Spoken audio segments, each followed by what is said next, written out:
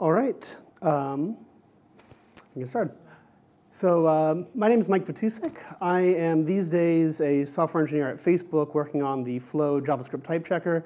But the stuff I'm going to talk about today is research that was done while I was a grad student at Indiana University. And this is joint work with Jeremy Seek at Indiana and Avik Chowdhury at Facebook. So today I'm going to talk about the work that we've been doing on optimizing the transient approach to gradual typing and evaluating our ways of trying to make it go faster. So a lot of us probably already know gradual typing pretty well. It's about combining static and dynamic typing within the same language in a way that is sound. Has advantages of being flexible for programmers because projects can evolve from dynamic to static. It also is useful because dynamically typed languages are pretty popular. That's why we're all here. But a lot of them would benefit from having some amount of static guarantees. So what this might look like is if we have a absolute value function that's annotated as taking an int and returning an int, and then we'll have a shift distance function without annotations. For our purposes, we'll treat this as it being dynamically typed, taking anything and returning anything. If we call the absolute value function on a floating point number, we should get a static type error here because this is part of our static code. And if we call our shift distance function with a couple floating point numbers, statically that's going to be fine because there's nothing wrong with doing that. Shift distance can take anything. But within shift distance, we'll pass another floating point number into the absolute value function. And at this point, we need to raise some kind of runtime type error. Because if we allowed this computation to proceed, the annotation, the property that the absolute value function only takes and returns ints would be violated. So we need to have some kind of runtime checking. This is pretty easy for values like floats and numbers, or floats and integers and strings, et cetera. It's more interesting when we have higher order values, like mutable references or functions. Now, traditionally, the approach to this would be to say when something flows from dynamic to static or vice versa, some higher order value, it'll be encapsulated in a proxy. And it's the job of this proxy to mediate any interaction between dynamic and static and make sure that the static types are respected. And this is an approach that has lots of benefits and has been really well studied. Unfortunately, there's a couple problems that we've run into in practice. For one thing, this requires that the underlying language, the runtime, to have really good support for proxies in order for this to be able to happen in the first place. And as I said, one of the things that we might want to be able to do is build this on top of an existing dynamically typed language. And if that dynamically typed language doesn't offer good support for proxies, we, as the designers of the gradually typed language, might not be able to add that support very easily. Another problem is that this approach can, in some cases, have really bad worst-case performance. It's often very performant in the dynamically typed case and very performant in the statically typed case. But when we have lots of boundary crossings between static and dynamic, we're having to allocate so many proxies, and the proxies are having to do so much work that it can go really slowly. So the approach that we've come up with to try and solve these problems is what we call the transient gradual typing approach. And in this system, rather than using proxies to enforce the behavior of higher order values, we're going to instead insert tons and tons of little lightweight first order checks throughout the statically typed portions of our program. So here we have a dynamically typed identity function and a curried equal function that takes an int and returns a function from int to bool. And then we're going to call that make eq function on 5 to get an eq5 function, call that on 20, call that on a string that's been through the dynamic identity function. If we're going to translate this to an underlying Python code that guarantees the soundness of this program, using the transient approach, we'll start by saying, OK, make eq and the internal function there expect integers. We'll insert a lightweight check that says make sure this is actually an integer. Then when we call make eq of 5, we're going to want to check that the result of make eq is a function. Now, in principle, what we really want to know is that make eq returns a function from int to bool. But that's not something that we can do with a first order check. Instead, we'll just check that it's a function at the call site, but we'll recover the fact that it returns a bool by inserting additional checks at the call site of eq5 itself. So we'll check that when it's called, it returns a Boolean. Now, when we actually execute this program in Python, eventually what's going to happen is the dynamically typed, the string hello world will flow through ID dyne and into the internal function here, and this check will fail and report correctly that there was a runtime type error here. So this is the approach that we've recently, in the last few years, we've implemented in Reticulated Python, which is our system for experimenting with gradual typing in the context of Python 3. And this has been pretty successful. So Reticulated Python takes a program with type annotations, type checks it, and translates it to regular CPython code using the transient enforcement strategy, inserting these lightweight first-order checks. And then, because it's just producing regular Python 3 code, we can then execute it on arbitrary, off-the-shelf Python 3 runtimes. So this is really good. We have soundness. We have a way to do gradual typing in the context of Python with its limitations that works. Unfortunately, the problem with this approach is that these lightweight checks are inserted in the statically typed portions of the program to enforce the static types that the programmer desires. And what this means is that as programs evolve from dynamic to static, there's going to be more and more checks being inserted into the program. And as a result, we're kind of disincentivizing you making your program statically typed, which is the opposite of what we want. So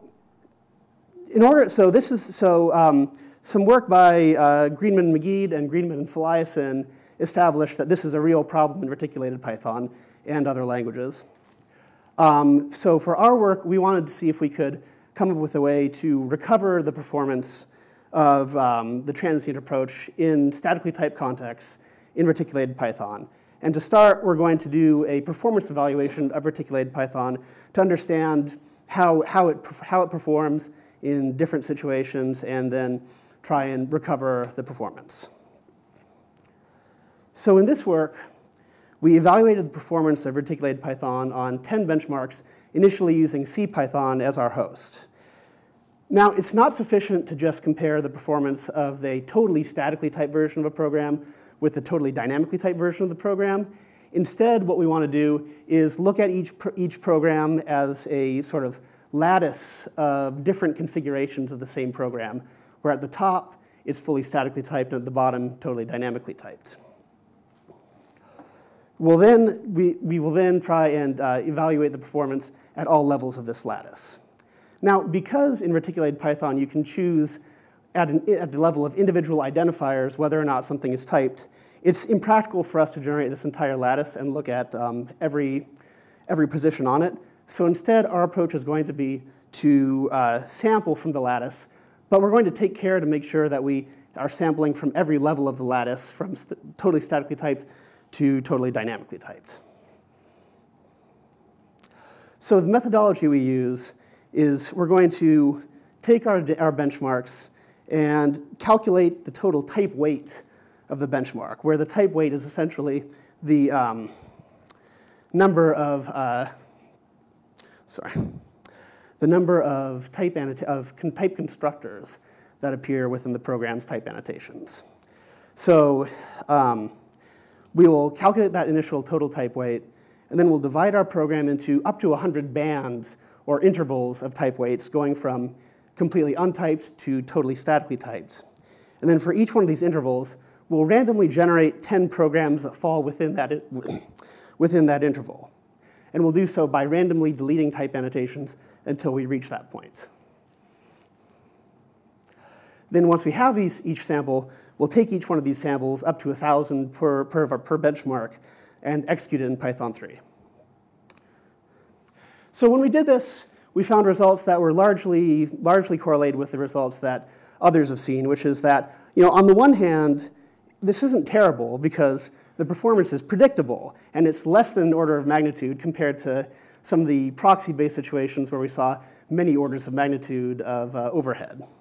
On the other hand, this isn't great. Like, we're seeing a 2.2x performance hit on overall, like averaging all of the different configurations that we tested. And then when we look at the statically typed configurations, it's even worse with a 3.6x overhead. So the overhead is still too high, and it's worse when it's statically typed, so we are disincentivizing you from adding types. So for the rest of this talk, I'm going to talk about how we attempt to mitigate that overhead by using type inference to delete redundant runtime checks, and then run our benchmarks on a optimizing runtime rather than the CPython interpreter. So to start off with our type inference approach. So in this program, our checks exist in the statically typed parts of the program to enforce the programmer's specification for what types values should have. To enforce what types values should have.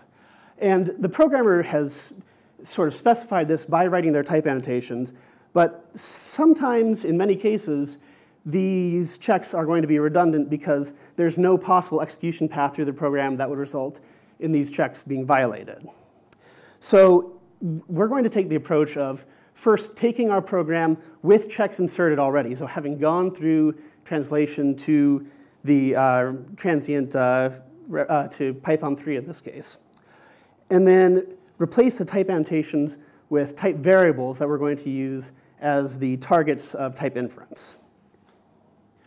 We'll then start generating constraints on these variables, subtyping constraints, first based on return types. So iddyne returns its argument. So the return type of iddyne is a subtype of its parameter type. The internal function always returns a bool, so we can say that alpha6 is a subtype, or that bool is a subtype of alpha6. And the makeEq function always returns this internal function, so we can say alpha5 to alpha6 is a subtype of alpha4, the return type of makeEq. We can then start generating constraints from the uses of these things, and we can start off by saying, okay, we call makeEq on 5, so int has to be a subtype of alpha3, the argument to makeEq. Then, though, it's a little bit interesting to ask what type eq5 has in this constraint generation process. Because we said that makeEq just returns type alpha4, which is an arbitrary type variable that we're trying to infer constraints on. However, we've passed it through this check that says that it should be a function. Now, that alone isn't enough to add a equality constraint to our language because checks are allowed to fail. We're not trying to detect which checks will definitely fail or using the fact that something has been through a check to constrain what it's allowed to be. But if the check passes, then we know that the result is going to be some function of some kind. And if the check passes, that's the only situation in which the assignment to eq5 will actually happen.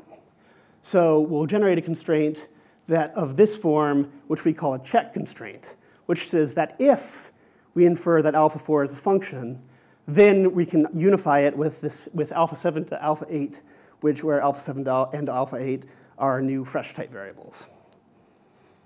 We can then proceed to generate the rest of the constraints from the other call sites. Now that we have this, we're able to start solving the system of constraints. We can observe that alpha4 is definitely, in fact, a function because the only subtype on alpha4 is a function type. And that's enough to allow us to relate alpha7 to alpha8, the type of eq5, with alpha6 to alpha5 to alpha6, the type of the internal function. So this sews the knot between the two function types. We can then solve the rest of the constraints and end up finding that iddyne takes strings and returns strings, that makeEq takes a function and returns a function, takes an int and returns a function. And we can find that alpha5, we don't have any information about what alpha5 is because both strings and ints are passed into it. So we just say it's any. Our inference system is really simple. We're not going to worry about union types. We'll just say this could be anything. And then we'll substitute that into the function type, and then substitute that back into our program. So now we have a new typing for our program. And unlike the original typing, which arose from what the programmer specified how their program should behave, this typing arises from type inference and describes how the program actually behaves. And this new typing can be equally precise, more precise, less precise, totally different than the type that the programmer originally specified. But in the cases where our inferred behavior agrees with the programmer's specified behavior, we can simply delete the checks that enforce that behavior. In the case, though, where we weren't able to prove that the programmer's specified behavior is what actually happens, that's when we need to retain the check that enforced the programmer's specified behavior, because that check could fail, and in fact, in this case, does. So we took this approach to using type inference to delete checks and applied it in Reticulated Python. And this is the result of that approach in just one of our benchmarks. So this graph shows the BM chaos benchmark, one of our 10 benchmarks. In this graph, the red circles, each red circle is a unoptimized sample. It's one of the samples that we generated from our original program. And the blue triangles are optimized versions of the same program. The x-axis just represents how statically typed something is. So at the left, it's totally dynamic. At the right, it's totally static. And the y-axis is the overhead compared to the regular untyped Python version of the program. So what we can see is that without using this optimization, there's a linear degradation in performance as we add more types. So the problem that we're trying to solve here. But when we add our optimization, when we put our optimization into the mix, the situation is a lot better, because first of all, the worst case is about half as bad. Still not great, but the statically typed case, we were able to reduce the overhead almost entirely because there was sufficient information there to delete almost all of the type checks and remove almost all of the overhead from running those type checks. And in fact, when we look at the rest of our benchmarks, we see a similar pattern, or in some cases, an even better pattern. So for a lot of our benchmarks, the type inference was sufficient to remove overhead pretty much all the way across the board, from totally dynamic to totally statically typed. In other cases, there's still a lot of overhead in the middle when we weren't able to prove that the checks could be erased.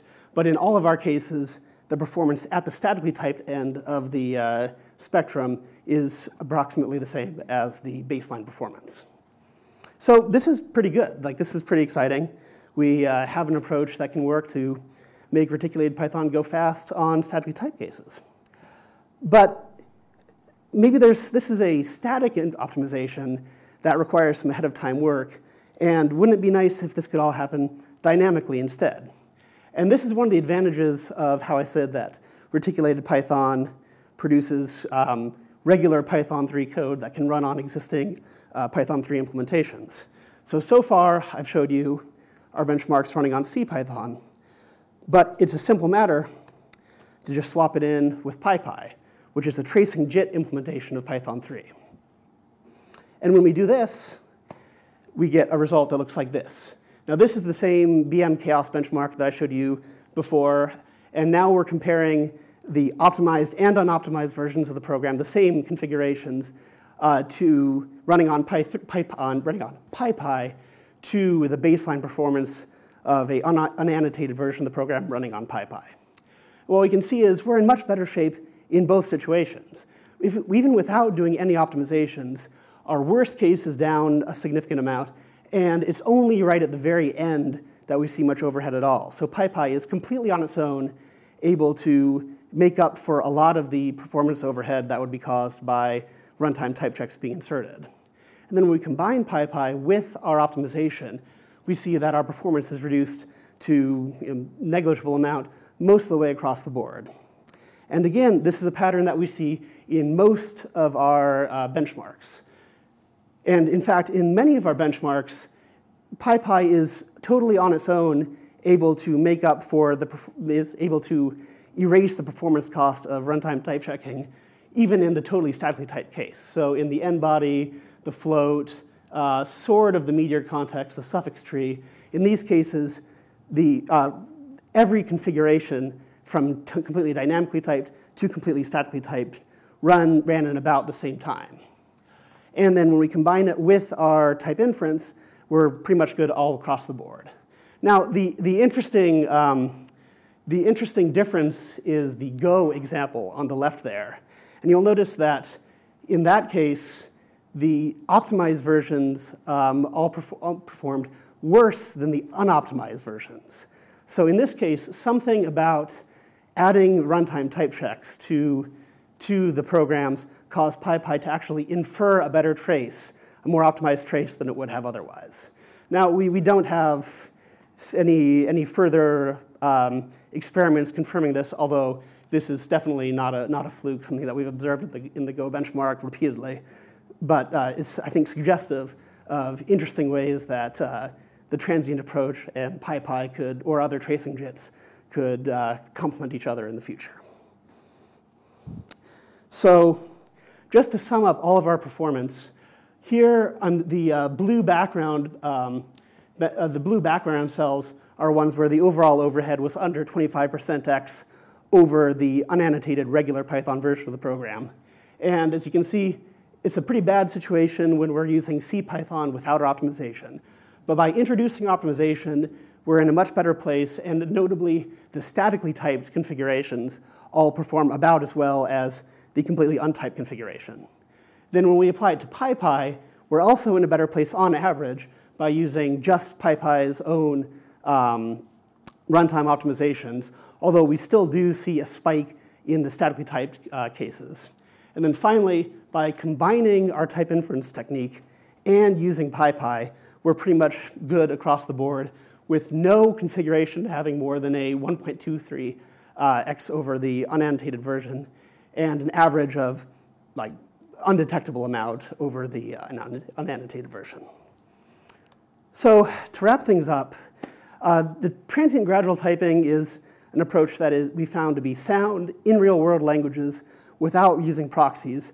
But the fact that adding more types causes your programs to run slower is kind of a threat to its utility and a threat to its reason for existence.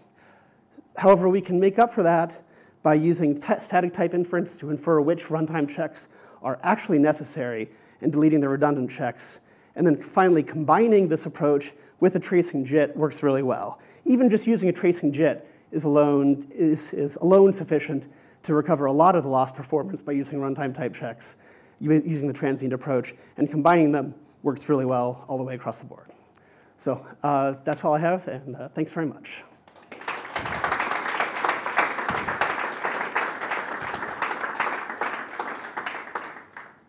Questions, please? Yes.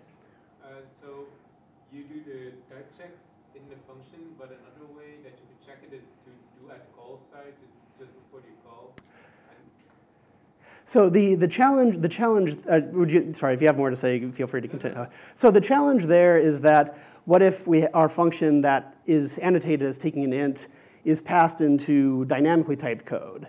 Then that dynamically typed code and into code that we don't know anything about, that's like outside the scope of our translator.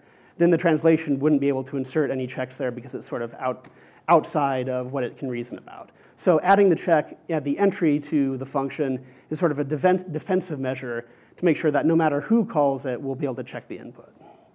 Does that make sense?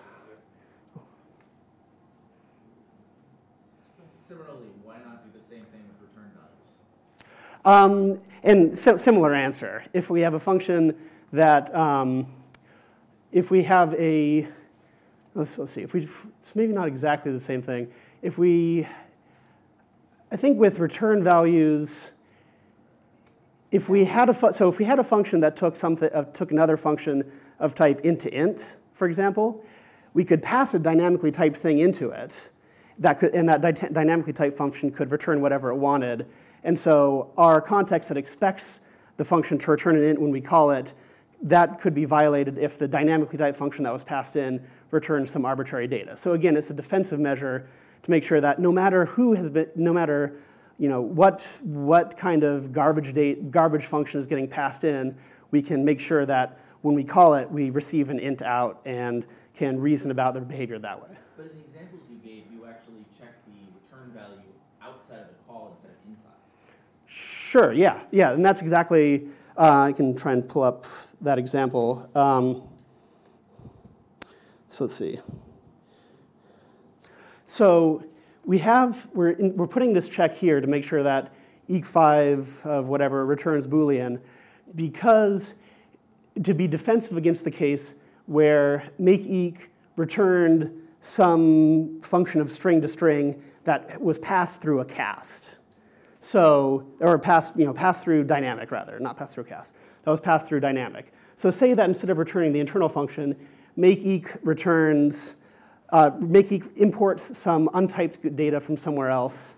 That untyped data returns a string, and we return it there.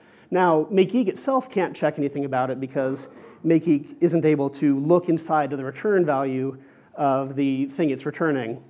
So it's up to us here to make sure that we actually got a bool back rather than whatever else. I guess what I meant is, why don't we check internal itself directly? Inside internal, why don't we check that the return value is bool? But I'll stop. Maybe we should walk through an example offline. You can have this online. Yeah. As a follow-up, that this would. Sorry. In 10, let's take in 10 the questions. I have a little problem with your sampling approach because it's based on random, basically tests that you're putting in or not. Right. It doesn't model practice where usually these are clustered in the same area as the code. So do you have anything to say about that? Yeah. So in I think in the extended version of our paper, we do some examples where we do cluster the whether things are dynamic or not. And then the other thing I'd say is that I think that's true, but I think we're sort of making a pessimistic assumption by intermixing the dynamic and static really thoroughly. Okay. I'd be interested in learning why, but in any case, we did do this experiment with things dynamized in blocks rather than totally randomly, and found similar results. But I'd love to talk offline and learn more. So we should, I think, thank you. And